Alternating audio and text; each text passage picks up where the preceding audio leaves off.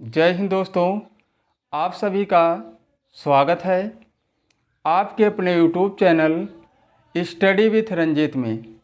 जैसा कि पिछले वीडियो में प्रश्नावली 5.2 के क्वेश्चन नंबर 14 तक सॉल्व किया गया था, तो आज के इस वीडियो में क्वेश्चन नंबर 15 से लेकर क्वेश्चन नंबर 20 तक सॉल्व किया जाएगा। तो चलिए शुरू करते हैं और देखते हैं प्रश्नावली 5.2 का क्वेश्चन नंबर 15 क्या है।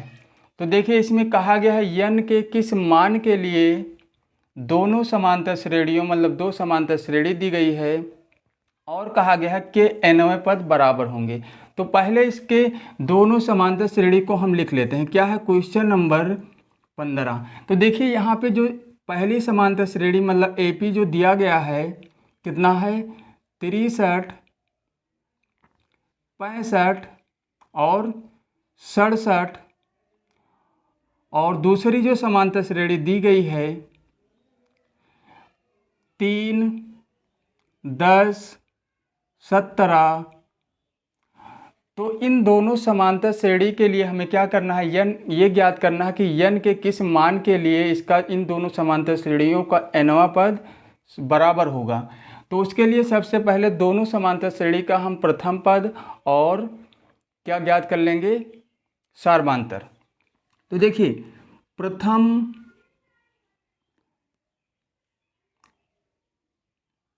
समांतर क्या लिखना है, प्रथम समांतर श्रेणी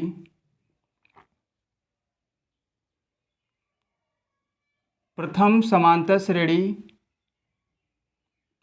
का प्रथम पद और प्रथम पद यानी ए जो है 63 है। अब देखिए, और जो सार्वमांतर होगा, सार्वमांतर जो होगा हमारा यानी डी जो होगा 65 माइनस 63 कर लेंगे तो 2 आ जाएगा। ये इतना हो गया। अब देखिए फिर हमें लिखना है द्वितीय मतलब दूसरी जो समांतर श्रेणी है द्वितीय समांतर श्रेणी का प्रथम पद जो है मतलब ए जो है 3 है और सार्वमांतर जो है सार्वमांतर कितना है 10 माइनस 3 यानी ये हो जाएगा 7। अब इसको हमें हल कैसे करना है, देखिए nवां पद तो बराबर है, तो nवां पद का जो फार्मूला है क्या है, a plus n minus 1 into D, यही तो होता है। तो इसको हमें बराबर में रखना है a plus n minus 1 into D.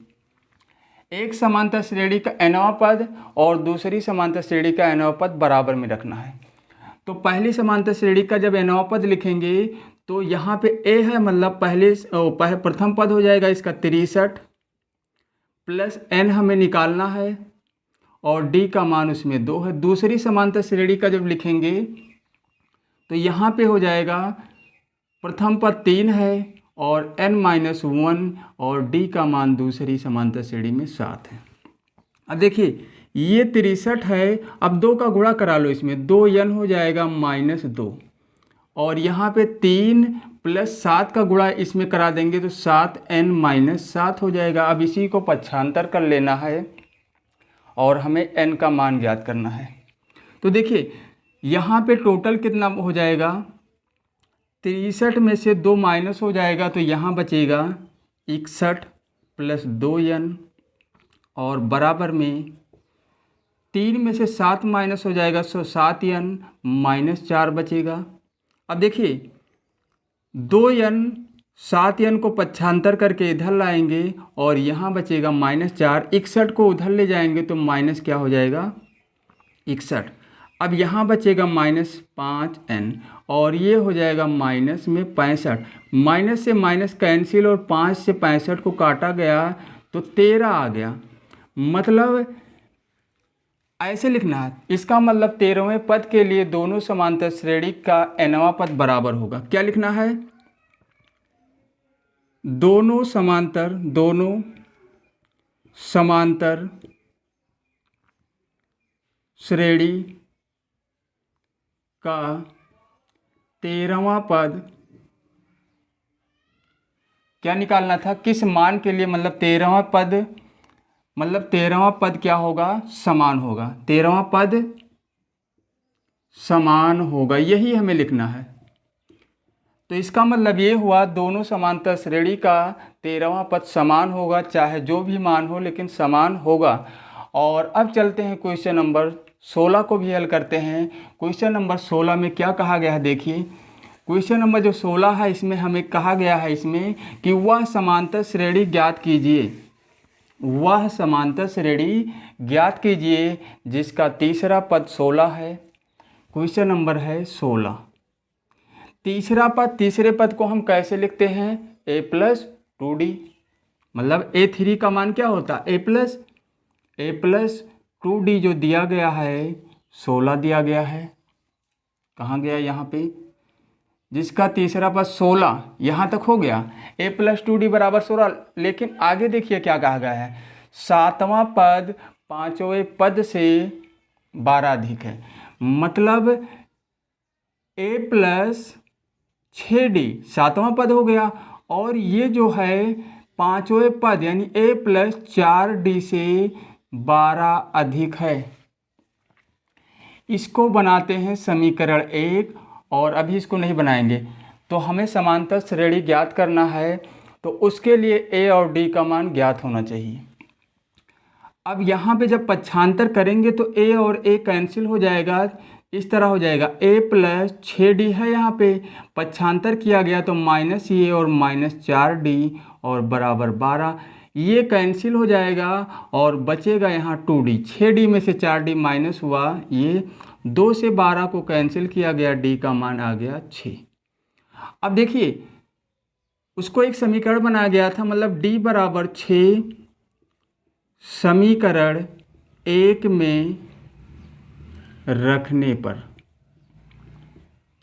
तो जब 1 में रखा गया तो 2d था, मतलब 2 गुणे 6 और बराबर 16, a प्लस हो जाएगा 12, यानी a बराबर हो जाएगा 16 माइनस 12, यानी a का मान आ गया 4।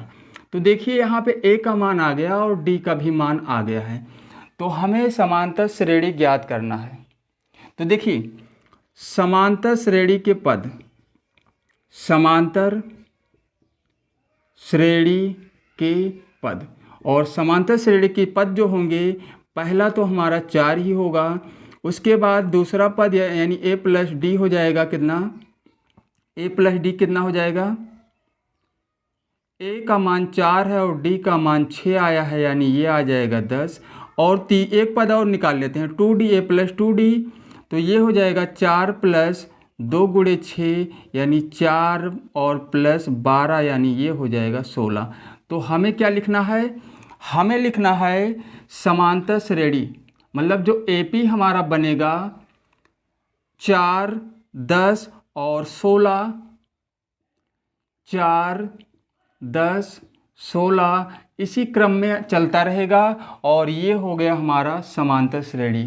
तो समांतर श्रेणी को हम AP से ही लिखते हैं, तो यहाँ AP लिख दिया गया है। तो क्वेश्चन नंबर 16 का जो आंसर होगा 4, 10, यहाँ पे 3 पद निकाले गए हैं, प्रथम पद, द्वितीय पद और तृतीय पद, मतलब 3 पद ही निकाला गया है, और ये हो जाएगा हमारा आंसर। और अब चलते हैं क्वेश्चन नंबर 17 को भी हल करते हैं, और देखते हैं क्वेश्चन नंबर 17 में क्या पूछा गया है।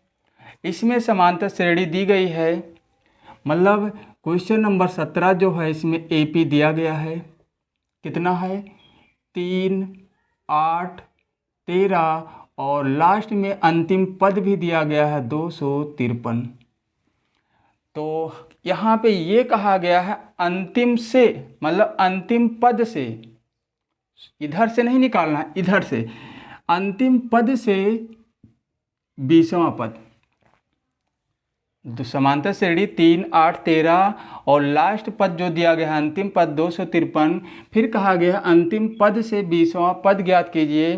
तो ध्यान दीजिए यहाँ पे अंत से nवां पद जब निकालते हैं, क्या, अंत से nवां पद, अंत से nवां पद निकालने के लिए L minus n-1 into D. ये फार्मूला हम लगाएंगे। अंत से अगर हमें nवां पद निकालना है तो याद रखिए कि हमें l-1 क्या लिखना है, l-n-1 इंटू डी। इस फार्मूले से हम अंत से nवां पद ज्ञात करेंगे और यल जो ये होगा यहाँ पे अंतिम पद। तो यहाँ पे a का मान कितना है 3 और जो l होगा वो होगा 253 अंतिम पद। तो हमें क्या निकालना है, अंत से 20वां पद क्या निकालना है, 20वां पद निकालना है, 20वां पद। और बराबर सूत्र क्या लिखना है, l माइनस, यहाँ पे सूत्र को लिख देते हैं एक बार, n-1 इंटू डी। वैसे सूत्र नहीं लिखना था क्योंकि 20वां पद यहाँ लिख दिया गया है। चलिए यहाँ पे लिखते हैं l जो है 253 माइनस n जो होगा, n का मान 20 होगा क्योंकि हमें 20वां पद निकालना है, -1 और d का मान, d नहीं निकाला गया यहाँ पे। चलिए यहाँ d भी निकाल देते हैं। d कितना हो जाएगा 8 माइनस 3 यानी d का मान 5 होगा गुणे 5। 253 माइनस यहाँ पे क्या हो जाएगा, 20 में से 1 माइनस हो जाएगा 19 और गुणे में 5। 253 है और 19 पंचे क्या हो जाएगा 95। 253 में से हम क्या घटा देंगे 95। तो यहाँ पे 13 में से कितना 5 जाएगा तो यहाँ 8 बचेगा। 14 में से 9 जाएगा 5, 158 आएगा। कितना 158 आ जाएगा यहाँ पे। और अंत से जो 20वां पद होगा हमारा 158 होगा। तो अंत से nवां पद निकालने का जो फार्मूला होगा हमारा यही होगा और इसी को हम लगाएंगे। जहाँ भी पूछा जाएगा अंत से nवां पद, वहाँ पे हमें इसी फार्मूले की सहायता लेनी पड़ेगी। और चलते हैं क्वेश्चन नंबर 18 को हल करते हैं। क्वेश्चन नंबर जो 18 है हमारा, इसमें कहा गया है किसी समांतर श्रेणी चौथे और 8वें पदों का योग 24 है तथा छठे और 10वें पदों का योग 44 है। इस समांतर श्रेणी के प्रथम 3 पद ज्ञात कीजिए। प्रथम 3 पद का मतलब हमें a ज्ञात होना चाहिए और d। क्वेश्चन नंबर 18, तो कहा गया श्रेणी के चौथे और 8वें पदों का योग, मतलब चौथा पद हो जाएगा a प्लस 3d और a प्लस 8वां पद हो जाएगा 7d। इनका जो योग है 24 है। कितना 24। ये हो गया चौथा पद और ये हो गया 8वां। दोनों का योग कितना है 24। अब देखिए a और ये हो गया 2a और ये हो गया 10d बराबर में 24। अगर हम 2 यहाँ से कॉमन ले लें तो यहाँ 5d बचेगा और बराबर में 24। 2 से इसको कैंसिल कर दिया गया, a प्लस 5d बराबर कितना आ जाएगा 12। एक समीकरण बन गया। आगे चलिए यहाँ से, तथा छठे और 10वें पद का योग 44 है। जो छठा पद होगा, छठा पद यानी a प्लस 5d, छठा और 10वां पद a प्लस 9d, इन दोनों का योग कितना है 44। यहाँ भी 2a आएगा और 9 5 क्या हो जाएगा 14d बराबर में 44। अगर 2 को यहाँ कॉमन ले लिया जाए तो a प्लस क्या बचेगा 7d बराबर में 44। 44 को जब कैंसिल किया गया तो a प्लस 7d बराबर क्या आ जाएगा 22।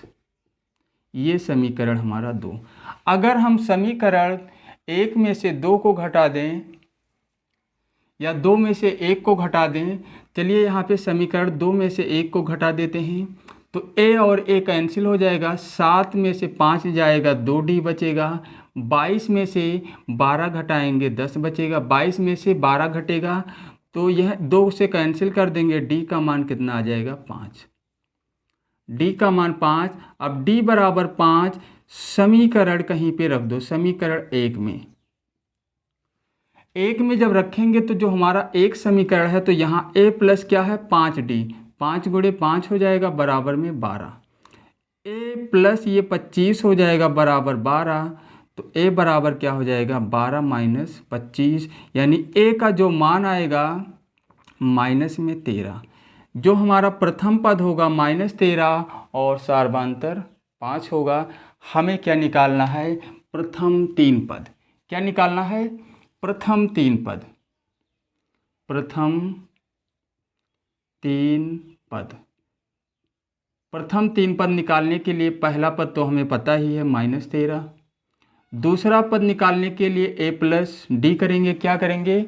a प्लस डी, यानी -13 और +5, यानी हो जाएगा -7। -7 नहीं होगा, -8। तीसरा पद निकालने के लिए a प्लस 2d करना है। -13 और +2 गुणे 5, यानी -13 और +10, यहाँ -3। तो प्रथम 3 पद यही हो जाएंगे, प्रथम 3 पद, और यही इसका आंसर भी होगा। और अब चलते हैं क्वेश्चन नंबर 19 को हल करते हैं। तो 19 में देखिए क्या कहा गया है। 19 में कहा गया है सुब्बा राव ने, क्या कहा गया है? सुब्बा राव ने 1995 में 5,000 रुपये के मासिक वेतन पर कार्य आरंभ किया और प्रत्येक वर्ष 200 रुपये की वेतन वृद्धि प्राप्त की। किस वर्ष में उसका वेतन 7,000 होगा? तो चलिए यहाँ पे लिखते हैं क्वेश्चन नंबर 19। वर्षों 1995, 1996, 1997 आदि में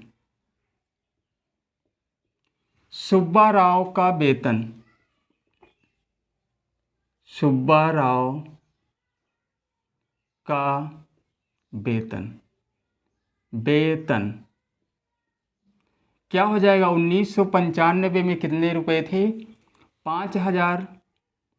चलिए यहाँ नीचे लिखते हैं वेतन 5,000 रुपये था 1995 में। 96 में वृद्धि कितने की हो रही है? प्रत्येक वर्ष 200 रुपये की वृद्धि हो रही है। मतलब 1996 में वेतन उनका हो जाएगा सुब्बा राव का 5200। उसके बाद फिर हो जाएगा वेतन जो 97 में 5400 हो जाएगा। और लास्ट में कहा गया है 7,000 कब होगा?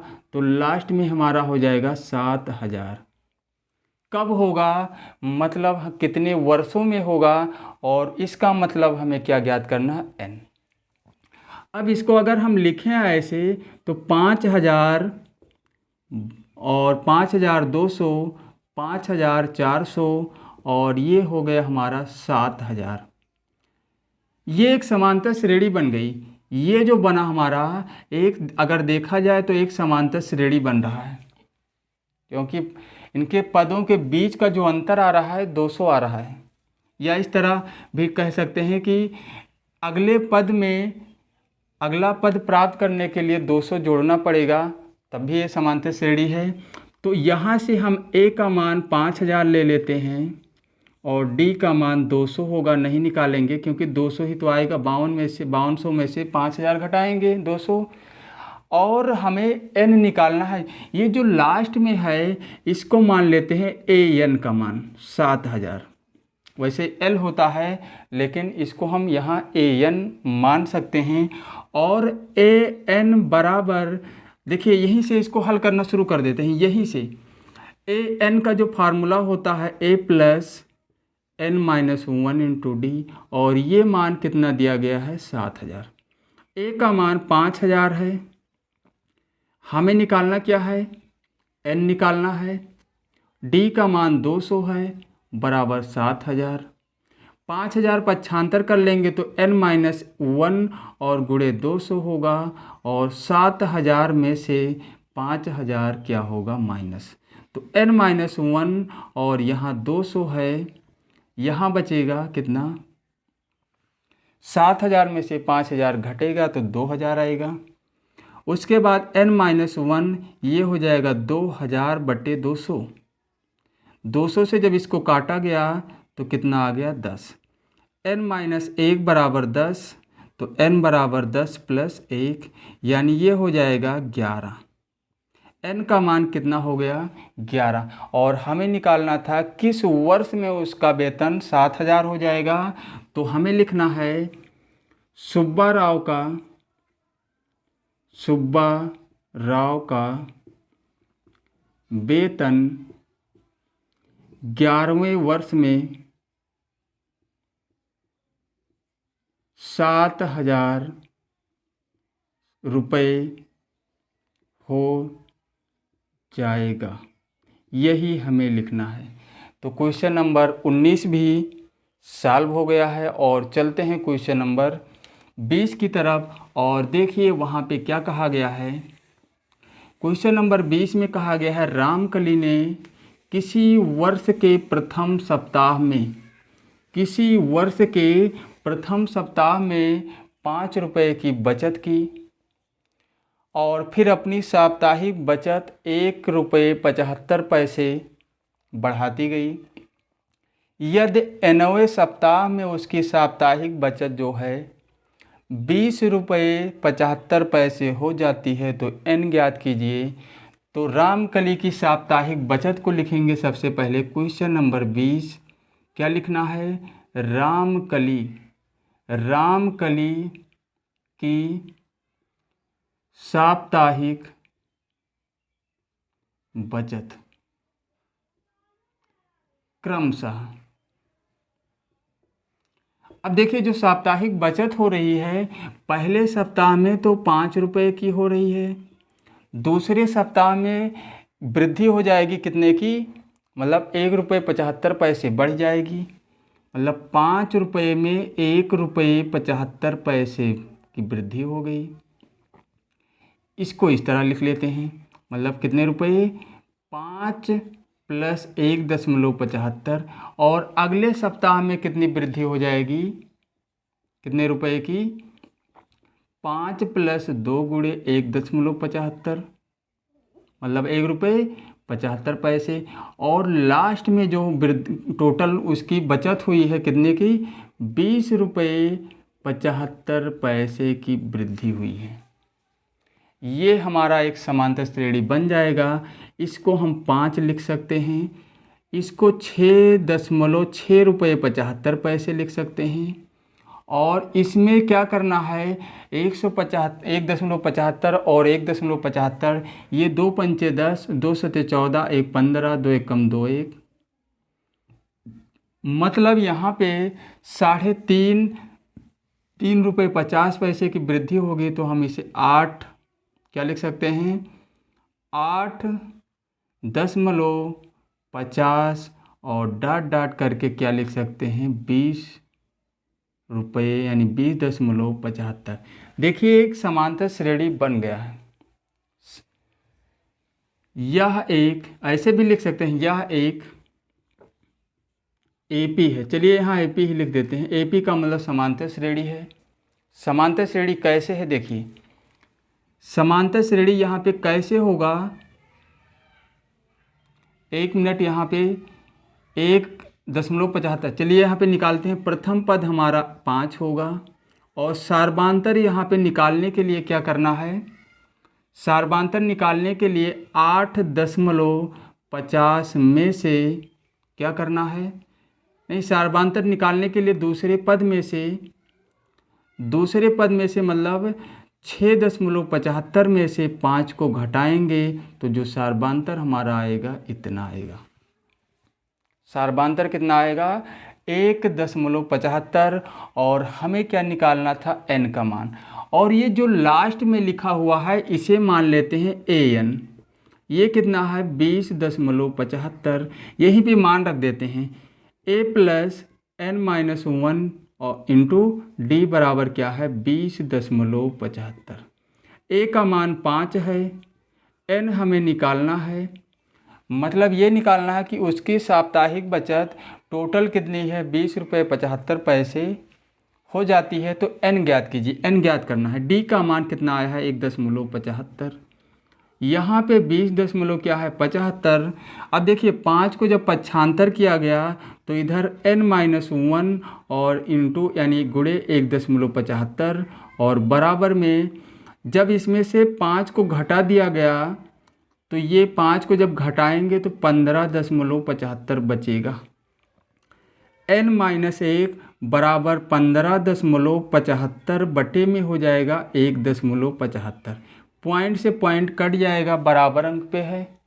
क्या करना है देखिए, इसको काटेंगे, थोड़ा थोड़ा काटेंगे। 25 से जब कैंसिल करेंगे तो 25 सत्ते होता है क्या 175 और 25 से जब इसको काटेंगे 25 छक्के 150 और 25 तियाँ मतलब ये 63/7 और 7 से इसको जब काटा गया तो कितना आ गया 7 9 63 यानी n-1 बराबर 9।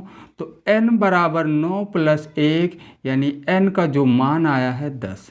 कितना आया है 10। इसका मतलब ये हुआ हमें n ही निकालना था और n का मान कितना आ गया है, n का मान 10 है। मतलब जो टोटल उसकी बचत हो रही है, टोटल कितनी बचत हो रही है 20 रुपये 75 पैसे की उसकी बचत हो रही है। और ये बचत कितने सप्ताह में होगी, ये बचत जो होगी 10 सप्ताह में होगी।